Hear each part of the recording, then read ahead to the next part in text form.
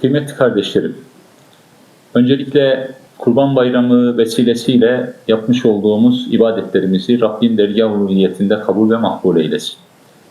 Gerek onun rızası için kesmiş olduğumuz kurbanlarımız, gerek yapmış olduğumuz her türlü tasadduk, yardım, hasta ziyaretleri, düşkünlere, yardıma muhtaçlara el uzatmamız ve her türlü kardeşlik duygularının zirve yaptığı bir dönemdi ve biz bunu hep birlikte yaşadık elhamdülillah. Fakat Kurban Bayramı, bayramlar geçtikten sonra bizim tabii ki vazifemiz bitmiyor.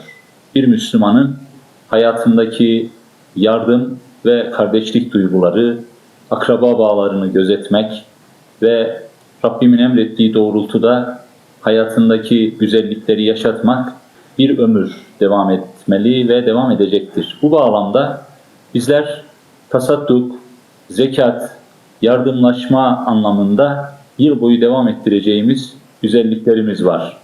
Kurban Bayramı'nı yaşadık, kurbanlarımızı kestik ama kurbanla sınırlı kalmadı. Diğer taraftan zekatlarımız, sadakalarımız ve her türlü infakımız da aynı şekilde başta Türkiye Diyanet Vakfımız aracılığıyla olmak üzere diğer özel çalışmalarımızla devam etmektedir. Bunu yıl boyu devam ettirmemiz lazım. Bilelim ki yardıma muhtaç kardeşlerimiz, bizim kardeşliğimizi bekleyen kardeşlerimiz, bizim el uzatmamızı bekleyen kardeşlerimiz ve onların ihtiyaçları yıl boyu bizleri beklemektedir. Bu anlamda bizler yılın tamamını kurbanlaştırmak, kurbiyetimizi sağlamlaştırmak ve sürekli hale getirmek, yani Allah'a yakınlaşma duygumuzu yılın tamamına yaymak vazifemiz var. Bunu bilerek hareket etmeliyiz.